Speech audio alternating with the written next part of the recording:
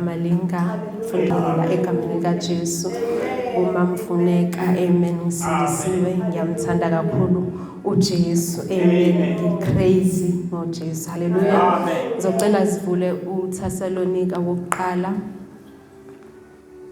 chapter 5 verse 18 Thessalonika wokuqala chapter 5 verse 18 hallelujah cela ufundele isimama verse kukho konke bongani ngokuba lokhu kuyintando kaNkulunkulu kuKristu Jesu ngani. In everything give thanks, for this is the will of God in Christ Jesus for you. Hallelujah. In everything give thanks. Enye version ithi give thanks in all circumstances. Hallelujah. Ilokho nje engizokhuluma ngakho ekseni. Hallelujah. Ukuthi give thanks in all circumstances. Hallelujah. Amen zonke simbonge uNkulunkulu ngoba lethizwi this is the will of God. Hallelujah. This whole chapter ke bazalwane uPaul is exhorting abazalwane and uyabaxwayisa ngezinto ezithile hallelujah nokuthi how should they handle izinto ezithile hallelujah masifunda nje this whole chapter chapter 5 siyamuzwa ethi let us watch and be sober hallelujah singalali hallelujah uxwayisa abazalwane ukuthi watch and be sober hallelujah for times are hard hallelujah athi eneni gqoke the breastplate of faith and love hallelujah and the helmet of salvation hallelujah shuthi nihlome ikhali kulezi insuku ezimbi kangaka hallelujah uthi comfort each other hallelujah and edify one another hallelujah athi esteem those hallelujah who labor for God amen athi warn those who are unruly hallelujah nibaxwayise labo abangaphatheki hallelujah comfort the faint-hearted hallelujah niba comfort nalabo abatimid hallelujah and uphold the weak hallelujah niba support labo abaweak siyabona nje this chapter uPaul exhorta abazalwane ebafundisa ukuthi bahambe kanjani senze kanjani hallelujah endlini yenkosi ethi and be patient with each other hallelujah be patient with each other hallelujah ngoba isineke bazalwane siyasiphelela but uPaul simuzwa ethi we must be patient hallelujah with each other hallelujah uverse 17 hallelujah verse 16 and 17 athi rejoice always hallelujah athi pray without ceasing hallelujah so la esifunde khona uverse 18 hallelujah uyakhuthaza abazalwane ukuthi ezintweni zonke nasezimeni zonke asimbonge uNkulunkulu hallelujah umfundisi uke wakhuluma last week about the 10 lepers hallelujah amadodana ayi10 ayenochoko hallelujah lithi uJesu wathi abahambe bayogeza emfuleni hallelujah but as they walk baba healed hallelujah but lithi izwi likaNkulunkulu kwabuya oyedwa ukuthi azobonga ngalokho uJesu abenzele kona ngokubaphilisa hallelujah and simuzwa uJesu ebuza ukuthi ibaphi lapha abanye ababuyi ngani bona ukuthi bezobonga so la siyabona ushilo umfundisi ukuthi uJesu uyakhathazeka masingabonge hallelujah lize liyasho nezwi likaNkulunkulu ukuthi ngezikhathi zokugcina siyoba ngabangabongi hallelujah may that be not our portion hallelujah singabe ngabongiye hallelujah ezintweni zonke edlula kuzo simbonge uNkulunkulu hallelujah and la kungazuthi uPaul had recognized ukuthi kulula mawumzalwane ukuthi umbonge uNkulunkulu makukuhle below ukuthi kulula kuba mnandi it's easy ukumbonga uNkulunkulu hallelujah makukuhle kuhamba kahle. But uPaul uyasivezela ukuthi it is also important hallelujah to give thanks hallelujah noma izimo zingavumi hallelujah noma kungahambi kahle hallelujah ngoba kuyintando kaNkulunkulu hallelujah. uPaul is encouraging us ukuthi simbonge njalo uNkulunkulu even amidst difficulties hallelujah. Uthi even amidst difficulties amen because that is a blessing on its own in disguise hallelujah. Ukumbonga uNkulunkulu naseyimeni kuyisibusiso esifihliwe hallelujah. uJames chapter 1 verse 2 hallelujah uthi consider it joy hallelujah when you go through trials and tribulations hallelujah ngoba we know ukuthi uma sesidlule lapho hallelujah sizothola ifruit of patience hallelujah. So uthi consider it joy ngoba siyazi ukuthi uma dlula lapho khona la esobe sakheke khona esobe sakhiwe khona hallelujah. Athi uDavide kumahubo 119 athi kwangilungela ukuba ngihlushwe ukuze ngimazi ngizazi izimiso zakhe hallelujah ngoba uma sihlushwa bazalwane sila sakhiwa khona uma kunzima ila sakhiwa khona ila sibunjwa khona hallelujah. We know istory saDavid ukuthi udlule ezintweni ezinkulu ezinzima hallelujah but akayekanga ukumdumisa uNkulunkulu from ebuncaneni bakhe wazalwa kwi-rejection ekhaya lakhe but akayekanga ukumbonga nokumdumisa uNkulunkulu ngisho segcotshiwe ukuthi abe inkosi usole emlandela efuna ukumbulala khona kunjalo he still continued to honor uNkulunkulu hallelujah. God is not a liar bazalwane, he is not a man that he should lie hallelujah. Akawadli amandla omuntu uma ethi asimbonge njalo khona azosivuza ngakho hallelujah. And we know ukuthi uRomans 8 verse 28 uthi konke kusebenzelana kube ngokuhle shutho kwethu ukuthi sethembe uNkulunkulu sihambe ngokwazi ukuthi konke kuzosebenzelana kube ngokuhle nalokho okunzima okubhlungu God will turn it for our good hallelujah ngoba usithembisile hallelujah. uJobe bazalwane siyasazi istory sakhe uJobe ulingwe beyond measure hallelujah. Akekho I'm sure akekho phakathi kwethu ongafisa leya portion kaJobe hallelujah adlule kuyo but izwi likaNkulunkulu liyasivezela ukuthi uJobe retained a posture of thanksgiving hallelujah from the beginning hallelujah. uJobe ethola umbiko ukuthi abantwana bakho bonke bawutheni bafile same time nemfuyo yakho nakho konke obunakho akusekho. Simuza uJobe amazwi okuqala awakhipha wathi makabongwe uNkulunkulu hallelujah. Wathi uJehova uphile uJehova uthathile malidunyiswe igama lakhe hallelujah. Engathi uJobe waseyibonile lemfihlo ukuthi uNkulunkulu uyadunyiswa nasezimeni. Can you imagine kubhlungu ukulahlekelwa eyodwa? Can you imagine ubhlungu ayedlule kubo uJobe 10 wabantwana bakhe but akazange amthuke uNkulunkulu hallelujah. Lithi kwaNkulunkulu uJobe was an honorable man hallelujah endaweni la ayephila kubo. Lithi ene wayengenasici wayelungile hallelujah wayemsaba uNkulunkulu hallelujah wayebalekele okubi hallelujah. Lithi kwaNkulunkulu lapha kuJobe mawufunda uthi ene waze enzele ngisho imhlatshelo abantwana bakhe. Lithi kwaNkulunkulu abantwana bakhe babe nomkhuba ukuthi benze imicimbi hallelujah bashintshane ngasemakhayeni abo benze imicimbi but uJobe esekhaya lakhe hallelujah.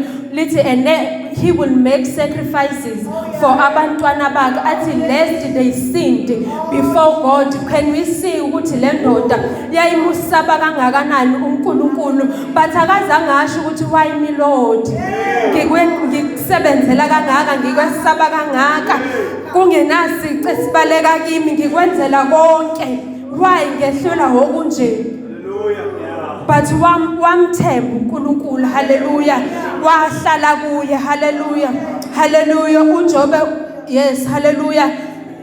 Amen. uJobe after ethola lo mbiko njengoba sengishilo bazalwane akamthukanga uNkulunkulu ngisho umkakhe esethithuka lo uNkulunkulu mase uyafa but azange uJobe aze akwenze lokho. Hallelujah. Hallelujah. Siyabona ukuthi wayeyibambile imfihlo yokudumisa uNkulunkulu in all circumstances, not only kuma circumstances that are favorable to us. Hallelujah. And akazange aze amquestione uNkulunkulu. Hallelujah. And because of that siyabona masifunda kuJobe towards the end ukuthi ngenxa yalokho God rewarded him. Hallelujah. Lithi kwaNkulunkulu waba nakho 10 times more than lokho abanakho. Lithi ngisho abantwana bakhe uNkulunkulu ambusisa ngabo. Lithi zikaNkulunkulu they were more beautiful than laba ayenabo. Hallelujah. Ngenxa yokuthi uJobe wahlala kuNkulunkulu akazange azamquestion ukuthi why me Lord, why Nkosi kunjena. Hallelujah. But wamethemba uNkulunkulu wamdumisa isimo singavumi. Hallelujah. But wamdumisa. Hallelujah. And we also see bazalwane uHana. Hallelujah. Ethatha this posture of thanksgiving. Hallelujah. Isimo singamvumeli. Hallelujah. Lithi zikaNkulunkulu u1 Samuel chapter 1 uHana lithi zikaNkulunkulu uNkulunkulu wayevalile isibeletho sikaHana. Wayengabatholi abantwana. uHana wayenomnakwabo uPenina. Hallelujah. Umnakwabo wayemhlokoloza njalo ngokuthi akabathole abantwana. Can you imagine ukuthi vele usebhlungwini but kunomuntu vele okuhlokolozayo nje kunobobhlungu. Hallelujah. But siyathola uHana. Hallelujah. Elithi zikaNkulunkulu wayeyanjalo eShilo. Hallelujah. Eyobonga uNkulunkulu. Wayekhuphuka eShilo eyobonga uNkulunkulu, ehamba nabantu abayobonga izinto eziphathekayo, yena eyobonga into engekho, eyebonga into anganayo. Hallelujah. But izikaNkulunkulu lithi every year makuyobonga uNkulunkulu noHana will be found there. Hallelujah. Nathi siyabona ukuthi shuthi noHana khona lemfihlo uNkulunkulu asemnyenyezele yona ukuthi noma isimo singavumi uNkulunkulu uyabongwa, uNkulunkulu uyadunyiswa. Hallelujah. Lithi zikaNkulunkulu mbongeni ngokuba yena muhle. Hallelujah. uHana bazalwane wenza njalo wambonga uNkulunkulu and siyamuzwa ngisho ethandaza.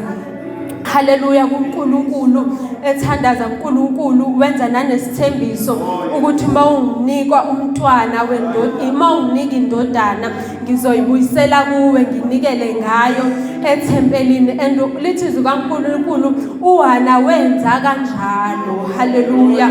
Lokho akuthembisa uNkulunkulu wafeza, uNkulunkulu wamnika umntwana. Lithi zikaNkulunkulu wase wambuyisela kuyo uHana wayomnikela ethempelini. Can you imagine into yokukhulekela iminyaka bese ingabe yakho futhi uyibuyisele kuyo uNkulunkulu. Hallelujah. Can you imagine? Hallelujah. Ukhulekela umsebenzi for years and years mase usuthola athi uNkulunkulu kubuyisele konke kimi. Hallelujah. First paycheck yakho ungabusayidla athi uNkulunkulu give me the first fruit. Hallelujah. Can you imagine that pain bazalwane? Hallelujah. Usubalile ukuthi I will do this, I will do that, I will do that. Hallelujah. But uHana wasifeza isithembiso asenza kuNkulunkulu. Hallelujah. And lo mntwana amthola uSamuel, he was the great priest and prophet of that time. Even now, also a great prophet, even now in our time. Hallelujah. And siyathola ukuthi uNkulunkulu uHana wamvuza nangabanye abantwana. Hallelujah. Because uHana remained faithful to God. Hallelujah. Hallelujah. Amen. It is for our benefits bazalwane ukumbonga uNkulunkulu in all circumstances. Lokho kwenza ukuthi sishifte ifocus. Hallelujah. Uma simbonga uNkulunkulu isimo sikhona kushifta ifocus yethu ukubona ukuthi uma unenkinga ufocusa kuyo ungabusabona lokunye okuhle. Hallelujah. Mina nje nomnyeni wami mathiwa sishayisene asithi wenze into ethile, like ngibona leyo nto nakho konke okunye okuhla sekakwenza angibe ngisakubona because ngifocuse kwi problem. But if ngithena my mind and remind my mind ngokuhle akwenza, ngiyabona ukuthi hayi man into engelutho le eyenzekile. Hallelujah. So ukumbonga uNkulunkulu amidst of situation kwenza ukuthi sishifte ifocus. Hallelujah. Siyibone naleyo nkingi ukuthi hayi man incane, and ikwenza nokuthi semethembe uNkulunkulu. Hallelujah. Lithi izwi kaNkulunkulu uProverbs 3 verse 5, trust in the Lord with all your heart and lean not in your own understanding. Hallelujah. So masimbonga uNkulunkulu sisuka seveza nokumethemba kwethu. Hallelujah. Hallelujah. Amen. Thanksgiving bazalwane is the expression of joy Godward. Hallelujah. And joy is the fruit of the Spirit, we know. Hallelujah. Ukubonga uNkulunkulu is the expression of joy. Hallelujah. Joy is the fruit of the Spirit, and we know ukuthi joy is not dependent on our feelings. Hallelujah. Joy ayifani nehappiness ukuthi I become happy ngoba isimo sithi, but joy okunye bazalwane you decide. Yes. You decide. Hallelujah. Ingqondo iyathenwa. Hallelujah. Uyayitshela ingqondo ukuthi no, I will take a posture of being joyous. Hallelujah. No, makungahlangani lutho. Hallelujah. Ezinye izinto zidinga nje ukuthi uthathe isinqumo. Hallelujah. So let's izwi kaNkulunkulu Colossians 2 verse 7, asigcwale ukumbonga. Hallelujah. We must abound in thanksgiving. Hallelujah. uPaul bazalwane on our initial verse verse 18 uthi ukubonga uNkulunkulu is the will of God. Hallelujah. So lokho kuyasivezela. Hallelujah. Ukuthi shuthi ukungabongi kuyintando kaSathane. Hallelujah. So if umuntu ongabongi, you automatically you serve uSathane. Hallelujah. Intentionally you serve uSathane. Ngoba lithi izwi kaNkulunkulu ukubonga uNkulunkulu intando kaNkulunkulu. Hallelujah. So if ungabongi, you are serving Satan. Hallelujah. You are serving the agenda of Satan. Hallelujah. Because vele phela uSathane akafuni vele ukuthi umbonge uNkulunkulu umdumise. Hallelujah. Amen. Ngizocela bazalwane sivule ku2 Chronicles. Hallelujah. Chapter 32. Sengila emaphethelweni okuvala. U2 Chronicles chapter 32 verse 24 and 25. Hallelujah. Lento yokubonga uNkulunkulu in all circumstances akusiyo into elula. Akusintelula. It is very hard into esiyifundayo. Hallelujah. Cela ungifundele sima. Ngalezo zinsuku Hezekiya wagula waze waba sengozini yokufa. Wakhuleka kuJehova, yena wakhuluma kuye wamnika isibonakaliso. Kepha Hezekiya akabuyiselanga okuhle okwenzelwe yena ngokuba inhliziyo yakhe yayikhukhumele. Ngalokho kwaba khona ulaka phezu kwakhe naphezu kukaJuda naphezu kweJerusalem. In those days Hezekiah was sick and near death, and he prayed to the Lord, and he spoke to him and gave him a sign. But Hezekiah did not repay according to the favor shown him, for his heart was lifted up. Therefore wrath was looming over him and over Judah and over Jerusalem. Hallelujah. Amen bazalwane la uHezekiya. Amen. Inkosi yami kwakuyinkosi yamaJuda. Hallelujah. Ngaleso sikhathi. Hallelujah. Lithi hallelujah. uNkulunkulu wabasindisa. Hallelujah. Esandleni sika Sennacherib. Hallelujah. Awayifuna ukulwa nabo. Hallelujah. Lithi izwi kaNkulunkulu lo Sennacherib was a man who was very skilled, hallelujah, in battle. Hallelujah. Lize lithi izwi kaNkulunkulu wayephakamisa ethi akukho ngisho uNkulunkulu ngisho ikingdom edabulayo esandleni sami. Hallelujah. So uHezekiya basaba, hallelujah, ngokuthi lenkosi ifuna ukuzolwa nabo. Hallelujah. Because this man was very skilled, hallelujah, ekulweni. Hallelujah. So lithi izwi kaNkulunkulu uHezekiya wakhala kuNkulunkulu, and lithi izwi kaNkulunkulu uNkulunkulu wamuzwa ekhaleni kwakhe wase wamnika isign. Hallelujah. Hallelujah.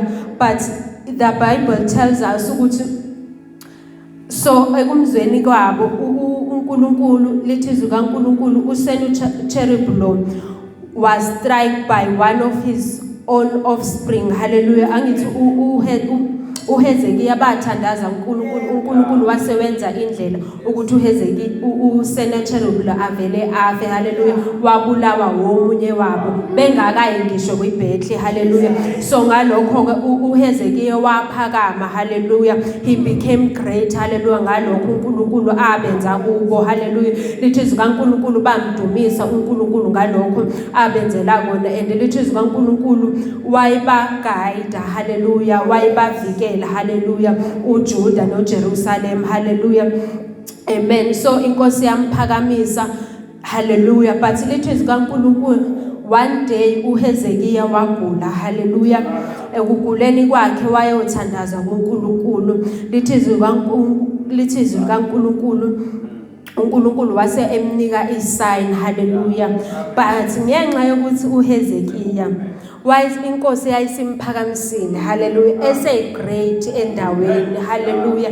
Lithi izwi kaNkulunkulu uHezekiya did not perceive the sign uNkulunkulu amphendula ngayo. Hallelujah. Kungenze ukuthi shuthi wayithatha kancane, wayidelela indlela uNkulunkulu amphendula ngayo. And lithi izwi kaNkulunkulu lokhu kwamdina uNkulunkulu. Hallelujah.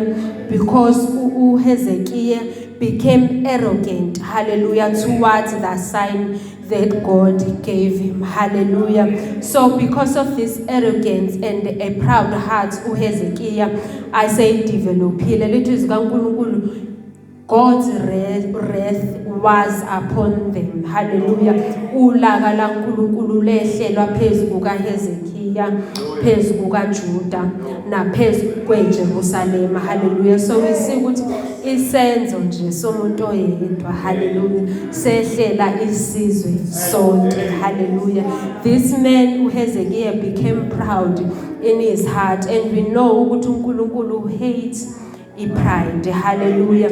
Ukungabongi is a result of pride. Hallelujah. Angithi uma ungabongi uNkulunkulu usuke uzibonga wena. Hallelujah. I did it kunje, it is because of me. Hallelujah. It is me who did this. Hallelujah. Amandla ami enze olokhu. So pride isukela ekungabongini. Hallelujah. Hallelujah. Amen. Hallelujah. So yes, njoba ngisho bazalwane ukuthi yonke into ivele iphenduke ibe ngawe. Hallelujah.